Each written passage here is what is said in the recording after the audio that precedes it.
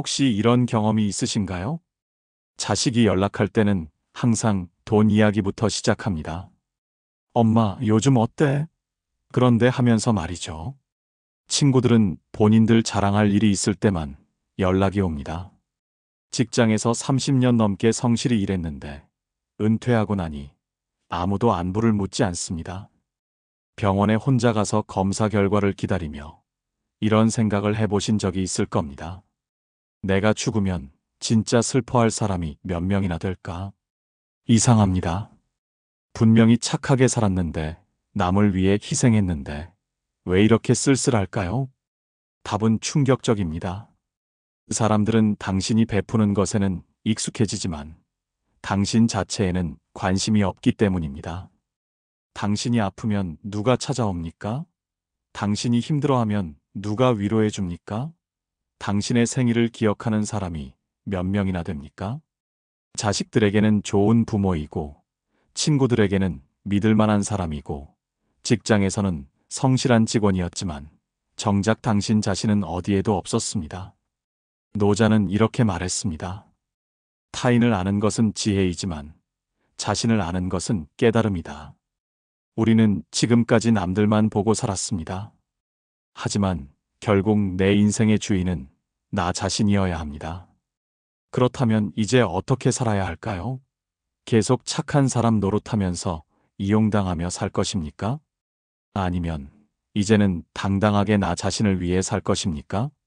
오늘은 여러분과 함께 왜 인생의 후반부에는 반드시 독하게 살아야 하는지, 그리고 어떻게 혼자서도 당당하고 행복하게 살 수 있는지에 대해 알아보겠습니다. 여러분, 잔혹한 진실을 하나 말씀드리겠습니다. 인생은 결국 혼자입니다. 태어날 때도 혼자 태어나고 죽을 때도 혼자 죽습니다. 그 사이의 모든 순간들, 기쁠 때나 슬플 때나 결국 그 감정을 온전히 느끼는 것은 나 자신뿐입니다. 하지만 우리는 지금까지 이 사실을 인정하지 않으려 했습니다. 누군가와 함께 있으면 외롭지 않을 거라고, 누군가를 위해 살면 의미가 있을 거라고 착각하며 살아왔습니다. 그 결과가 어떻습니까? 타인의 기대에 맞추느라 내 진짜 모습을 잃어버렸습니다. 타인의 감정을 맞춰주느라 내 감정은 뒷전이 되었습니다. 다른 사람들에게 의존하고 기대하느라 스스로 설 힘을 기르지 못했습니다. 그런데 말입니다. 인생의 후반기에 접어들수록 이런 일들이 더 자주 일어납니다. 배우자는 나보다 먼저 떠날 수도 있습니다. 자식들은 각자의 삶이 바빠 부모를 챙길 여유가 없습니다. 오랜 친구들도 하나둘씩 연락이 끊어집니다. 그때서야 깨닫게 됩니다. 아, 정말 혼자구나. 장자는 이렇게 말했습니다.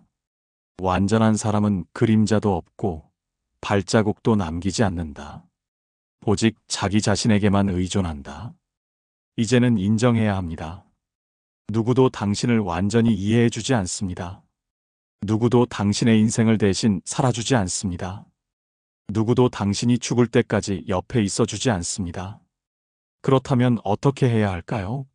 계속 누군가에게 기대며 실망하고 상처받으며 살 것입니까? 아닙니다. 이제는 독하게 살아야 합니다. 독하게 산다는 것은 나쁜 사람이 되라는 뜻이 아닙니다. 남에게 피해를 주라는 뜻도 아닙니다. 그것은 나 자신의 인생에 대한 주도권을 되찾으라는 뜻입니다. 더 이상 타인의 승인을 구하지 마십시오.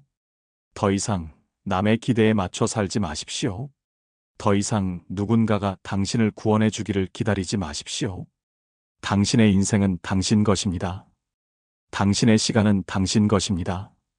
당신의 마음은 당신 것입니다. 그렇다면 구체적으로 어떻게 독하게 살아야 할까요? 지금부터 독하게 살아야 하는 10가지 이유를 말씀드리겠습니다. 첫 번째, 누구에게도 기대지 마라. 혹시 이런 경험 있으신가요? 몸이 아파서 병원에 가야 하는데 누구한테 말해야 할지 모르는 상황 말입니다. 자식들은 엄마는 맨날 아프다고 한다며 대수롭지 않게 여기고 결국 혼자 병원에 가서 혼자 검사받고 혼자 결과를 듣습니다. 이때 깨닫게 됩니다. 아, 정말 아무도 없구나. 기대는 독입니다. 기대할수록 실망은 커지고 실망이 쌓일수록 마음은 병들어갑니다.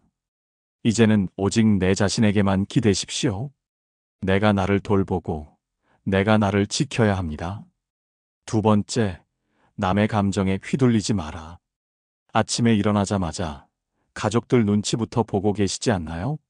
누군가 기분이 나쁘면 내가 뭘 잘못했나 생각하고 누군가 짜증을 내면 어떻게 기분을 풀어줄까 고민합니다. 그런데 말입니다. 그들이 당신 기분을 맞춰준 적이 언제입니까? 당신이 우울해할 때 누가 위로해 줬습니까? 감정은 전염됩니다. 하지만 당신은 남의 감정에 감염될 필요가 없습니다. 그 사람은 그 사람 문제고 나는 내 감정을 지키겠다. 이렇게 선을 그어야 합니다. 세 번째, 필요할 때만 찾는 사람은 멀리하라. 핸드폰이 울립니다. 화면에 뜬 이름을 보면서 이런 생각을 해보신 적이 있을 겁니다. 얘는 무슨 일로 연락하는 거지? 연락이 왔을 때 반갑기보다는 불안한 마음이 든다면 이미 그 관계는 끝난 것입니다. 진짜 관계는 아무 일 없을 때도 안부를 묻는 것입니다. 돈 빌리려고, 부탁하려고, 자랑하려고 연락하는 사람들은 당신을 ATM기로 봅니다. 이럴 때는 이렇게 말하십시오. 요즘 나도 여유가 없어서 괜찮습니다. 당신이 거절해도 세상은 무너지지 않습니다. 네 번째, 노라고 말할 줄 알아야 한다. 착한 사람들의 가장 큰 문제가 뭔지 아십니까? 미안해요, 죄송해요를 입에 달고 사는 것입니다. 심지어 자신이 잘못한 것도 아닌데 사과부터 합니다. 나이가 들수록 시간은 더 소중해집니다. 하기 싫은 모임에 억지로 나가고, 보기 싫은 사람을 억지로 만나고, 하고 싶지 않은 일을 억지로 할 시간이 얼마나 남았습니까? 안 됩니다. 할 수 없습니다. 싫습니다. 이 세 마디만 할 줄 알아도 여러분의 인생은 달라집니다. 처음엔 어색하겠지만 연습하면 늡니다. 다섯 번째, 독이 되는 관계는 과감히 끊어라. 만나고 나면 기분이 나빠지는 사람이 있습니다. 항상 불평불만만 하는 사람, 남 험담만 하는 사람, 자기 자랑만 하는 사람들 말입니다. 이런 사람들은 당신의 에너지를 빨아먹는 에너지 뱀파이어입니다. 만나고 나면 왜 이렇게 피곤하고 우울할까요? 그들이 당신의 긍정적인 에너지를 모조리 가져가기 때문입니다. 인생이 얼마나 남았는지 생각해 보십시오. 스트레스 주는 사람들과 시간을 낭비할 여유가 있습니까? 연락을 끊으십시오. 죄책감 가질 필요 없습니다. 여섯 번째, 남이 정한 기준에 맞춰 살지 마라. 좋은 엄마, 좋은 아내, 착한 사람이라는 틀에 갇혀 살고 계시지 않나요? 그런데 그 기준, 누가 정한 것입니까? 자식들이 원하는 엄마는 24시간 대기하며 뭐든지 해주는 엄마입니다. 남편이 원하는 아내는 절대 화내지 않고 모든 걸 이해해주는 아내입니다. 친구들이 원하는 사람은 항상 들어주고 도움만 주는 사람입니다. 그런데 당신은 언제 당신이고 싶으신가요? 당신의 기준으로는 언제 살 건가요? 일곱 번째, 내 감정을 우선하라. 화가 나도 참고, 슬퍼도 혼자 사귀고, 기뻐도 혼자 기뻐하는 삶에 익숙해져 있지 않습니까? 감정을 억누르면 몸이 병듭니다. 위가 아프고 머리가 아프고 잠이 안 옵니다. 내 감정을 무시하면서 어떻게 건강할 수 있겠습니까? 이제는 당신의 감정을 소중히 여기십시오. 화날 때는 나 지금 화났어라고 말하십시오. 슬플 때는 울어도 됩니다. 기쁠 때는 마음껏 웃으십시오. 여덟 번째, 경제적 독립이 존재의 독립이다. 잔혹한 현실을 하나 더 말씀드리겠습니다. 돈이 없으면 아무도 당신을 존중하지 않습니다. 자식들도 부모님 용돈이라고 하면서 실제로는 자기들이 관리하려고 합니다. 친척들도 돈 있을 때와 없을 때 태도가 180도 달라집니다. 당신이 번 돈입니다. 당신이 쓸 권리가 있습니다. 엄마, 그 돈 나한테 맡겨라고 할 때 안 된다고 말할 수 있어야 합니다. 9번째, 존중받지 못하는 자리에서는 일어나라. 나이가 많다고 무시하는 사람들이 있습니다. 가족이라고 함부로 대하는 사람들이 있습니다. 어차피 갈 곳도 없으면서라는 식으로 무시하는 사람들이 있습니다. 그 자리에서 일어나십시오. 나가십시오. 나는 이런 대우를 받을 사람이 아니다라고 말하십시오. 존중받지 못하는 관계를 계속 유지할 이유가 무엇입니까? 혈연이라고? 오래 알았다고? 그런 건 핑계입니다. 10번째, 나 자신과 사랑에 빠져라. 가장 중요한 것을 마지막에 말씀드립니다. 당신 자신을 사랑하십시오. 당신이 좋아하는 음식을 드시고, 당신이 듣고 싶은 음악을 들으시고, 당신이 하고 싶은 일을 하십시오. 남들 눈에 어떻게 보이든 상관없습니다. 거울을 보면서 이렇게 말해 보십시오. 그동안 수고 많았어. 이제는 내가 하고 싶은 대로 살아도 돼. 이렇게 살면 이기적이라고 말하는 사람들이 있을 것입니다. 그런데 지금까지 이타적으로 살았던 결과가 어떻습니까? 그들이 당신의 남은 인생을 책임져 줄 것입니까? 한비자는 이렇게 말했습니다. 자애로운 어머니는 패역한 자식을 기르고 엄한 스승은 고마운 제자를 기른다. 너무 착하면 이용당합니다. 이제는 당신 자신에게 엄해지십시오. 그것이 진정으로 독하게 사는 방법입니다. 여기까지 들으시면서 이런 생각이 드실 겁니다. 그래, 독하게 살아야 하는 건 알겠어. 그런데 그렇게 살면 정말 혼자가 되는 거 아닌가? 그럼 더 외롭고 쓸쓸하게 사는 거 아닌가? 많은 분들이 이런 두려움을 가지고 계십니다. 혹시 내가 이렇게 살면 아무도 찾지 않을까봐, 혹시 정말로 혼자가 될까봐라는 막연한 걱정을 하십니다. 하지만 잠깐 생각해 보십시오. 지금 당신은 정말 혼자가 아닙니까? 사람들에 둘러싸여 있지만 마음은 외롭지 않습니까? 가족과 친구들이 있지만 진정으로 이해받고 있다고 느끼십니까? 사실 우리는 이미 혼자였습니다. 다만 그 사실을 인정하기 두려워서 가짜 관계들에 매달려 왔을 뿐입니다. 진짜 혼자와 가짜 함께 무엇이 더 괴로울까요? 진짜 혼자는 평온합니다. 내가 원하는 대로 살 수 있고, 내 감정을 지킬 수 있고, 내 시간을 온전히 내 것으로 만들 수 있습니다. 하지만 가짜 함께는 지옥입니다. 끊임없이 눈치를 봐야 하고, 기대와 실망을 반복해야 하고, 내 자신을 속이면서 살아야 합니다. 그렇다면 정말로 혼자서도 행복할 수 있는 걸까요? 답은 예입니다. 그리고 그런 사람들이 실제로 존재합니다. 이들은 누구와 함께 있든 편안하고 혼자 있어도 외롭지 않습니다. 이들은 자신만의 리듬으로 살아가며 진정한 내적 평화를 누리고 있습니다. 노자는 이렇게 말했습니다.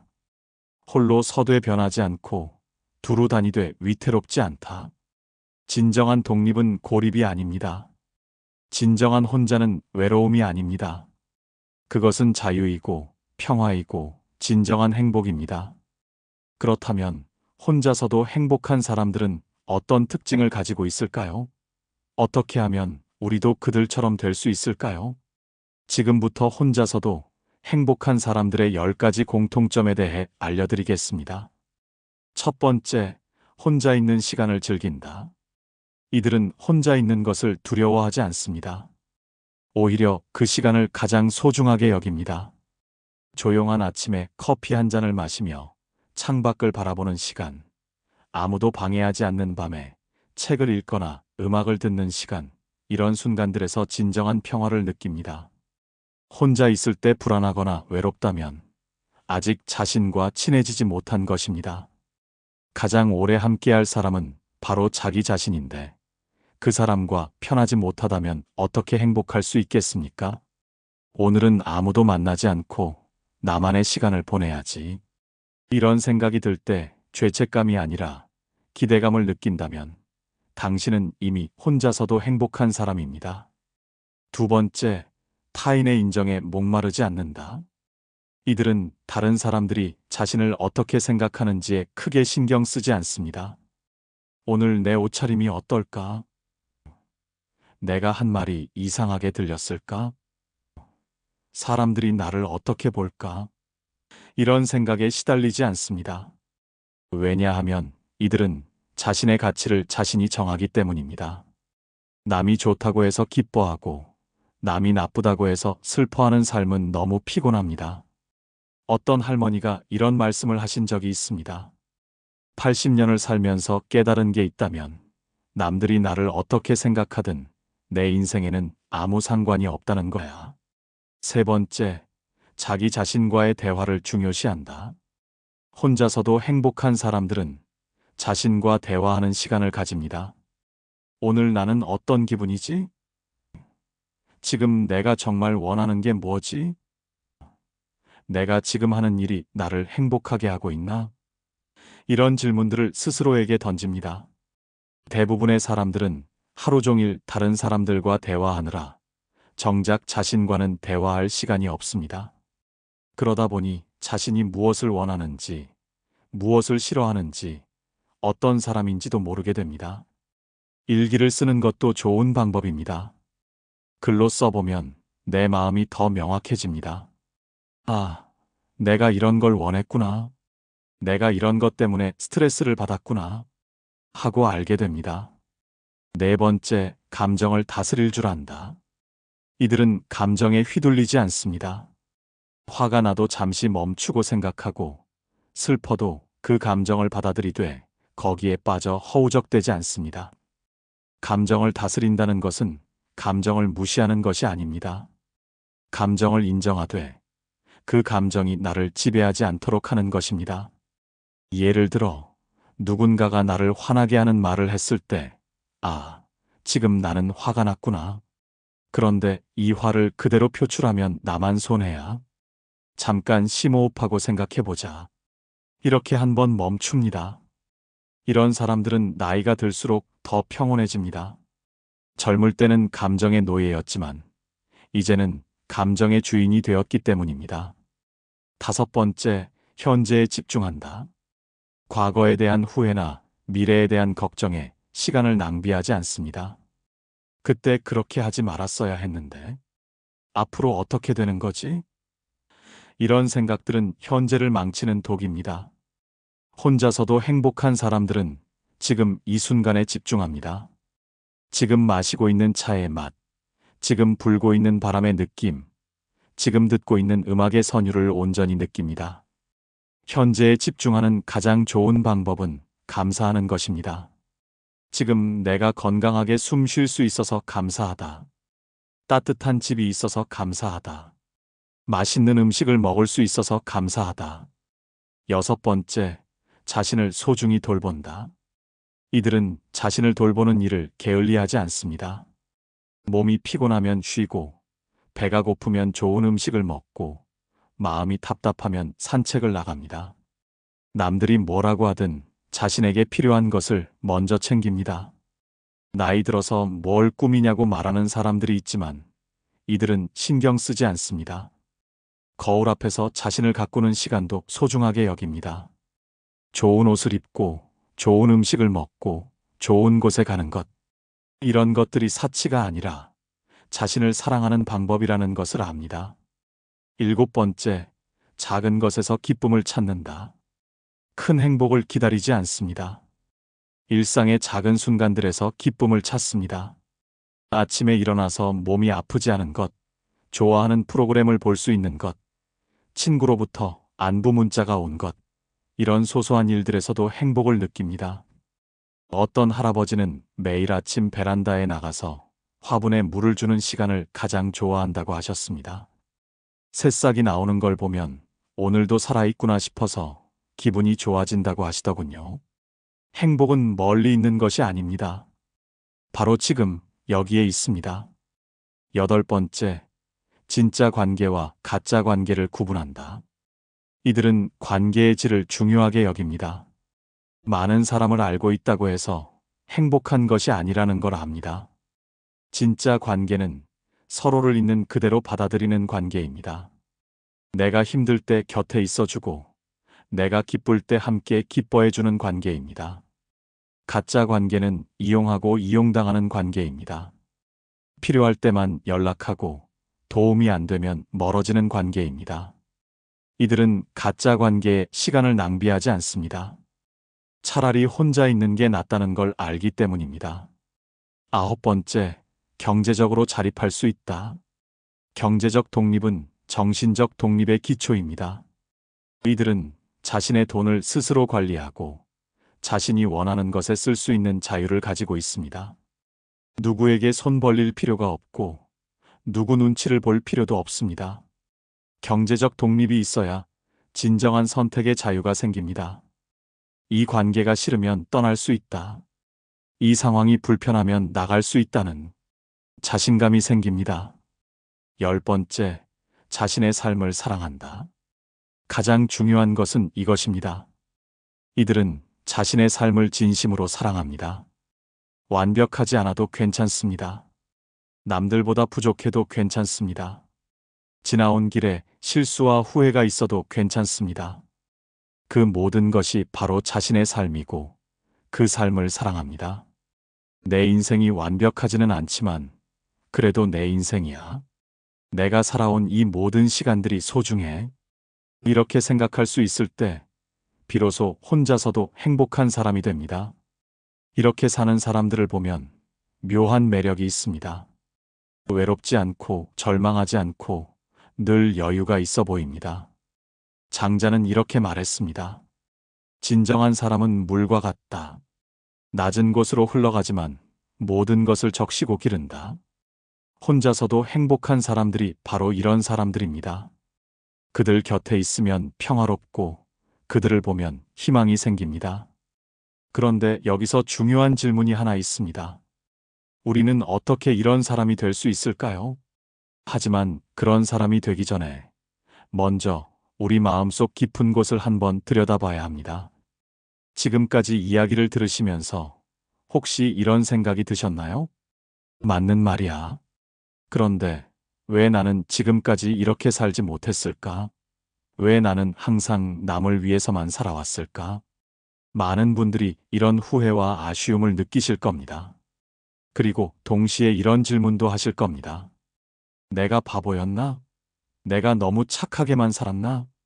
아닙니다. 당신은 바보가 아닙니다. 당신이 희생하며 살아온 이유가 있습니다. 그리고 그 이유를 이해해야만 비로소 진정한 변화가 가능합니다. 첫 번째 이유는 사랑받고 싶었기 때문입니다. 어린 시절부터 우리는 이렇게 배웠습니다. 착한 사람이 되어야 사랑받는다. 말 잘 들어야 예뻐한다. 남을 도와야 좋은 사람이다. 그래서 우리는 사랑받기 위해 착해졌습니다. 인정받기 위해 희생했습니다. 버려지지 않기 위해 모든 걸 참았습니다. 이것은 생존 본능이었습니다. 혼자서는 살 수 없다고 생각했기 때문에 어떻게든 관계를 유지하려고 했던 것입니다. 두 번째 이유는 거절하는 법을 배우지 못했기 때문입니다. 우리 세대는 자신의 의견을 말하는 것보다 순종하는 것을 미덕으로 여기는 시대에 자랐습니다. 어른 말씀에 토 달지 마라. 시키는 대로 해라. 참는 것이 미덕이다. 이런 말들을 들으며 자랐습니다. 그러다 보니 싫다. 안 된다. 할 수 없다는 말을 하는 것이 나쁜 것이라고 생각하게 되었습니다. 거절하면 이기적인 사람이 된다고 믿었습니다. 세 번째 이유는 죄책감 때문입니다. 내가 이렇게 편하게 살아도 되나? 남들은 다 힘든데 나만 행복해도 되나? 이런 생각들이 우리를 괴롭혔습니다. 특히 가족을 위해서라면 내가 희생하는 것이 당연하다고 생각했습니다. 자식을 위해서, 남편을 위해서, 부모님을 위해서 내 꿈과 내 행복을 포기하는 것이 당연하다고 여겼습니다.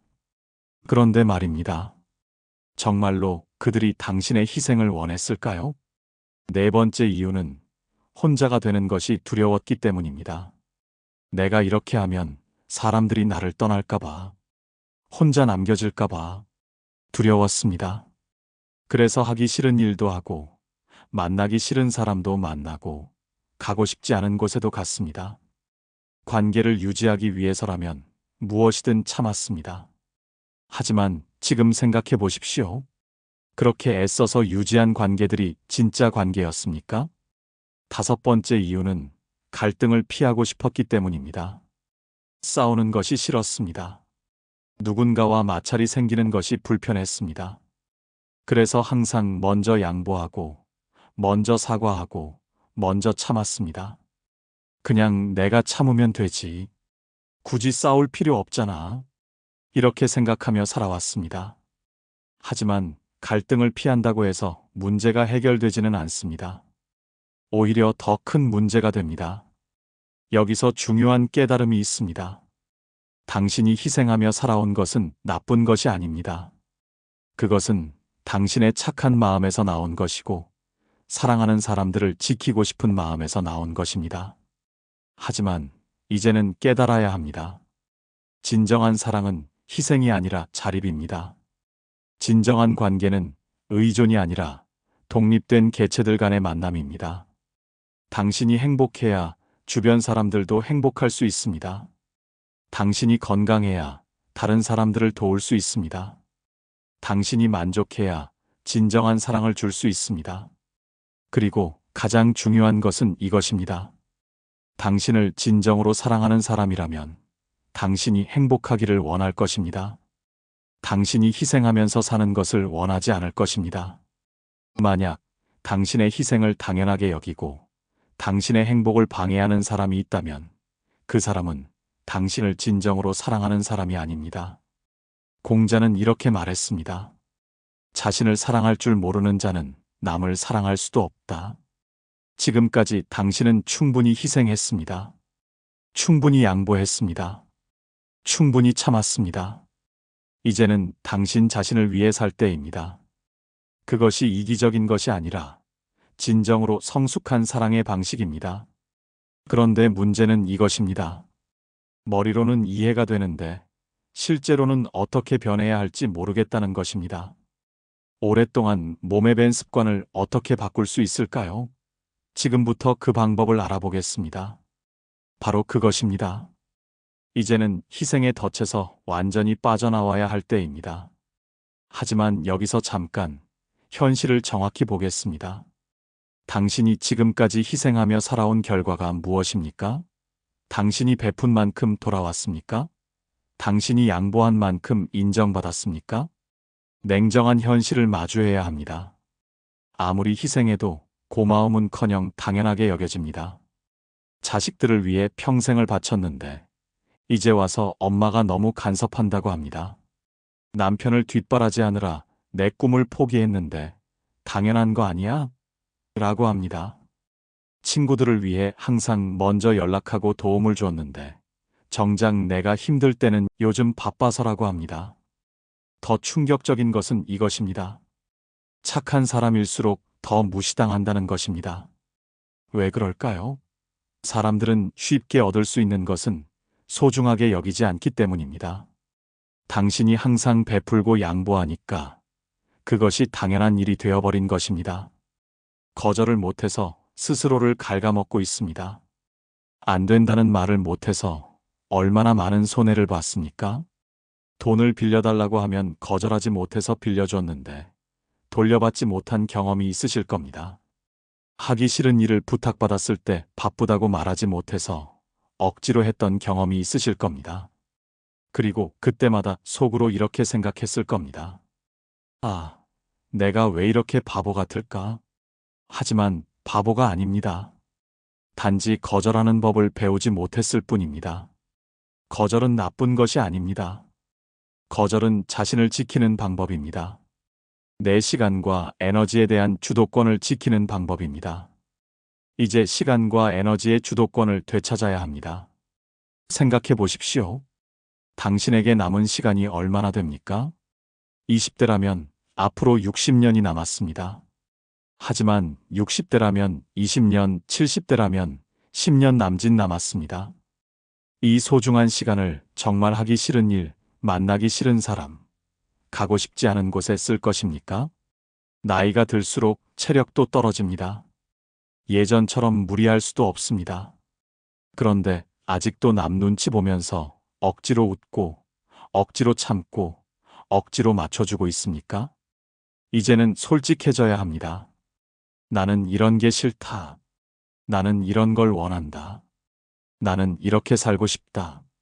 착한 사람이 아니라 나를 지키는 사람이 되어야 합니다. 여기서 중요한 패러다임 전환이 필요합니다. 착한 사람이 되려고 하지 마십시오. 나를 지키는 사람이 되십시오.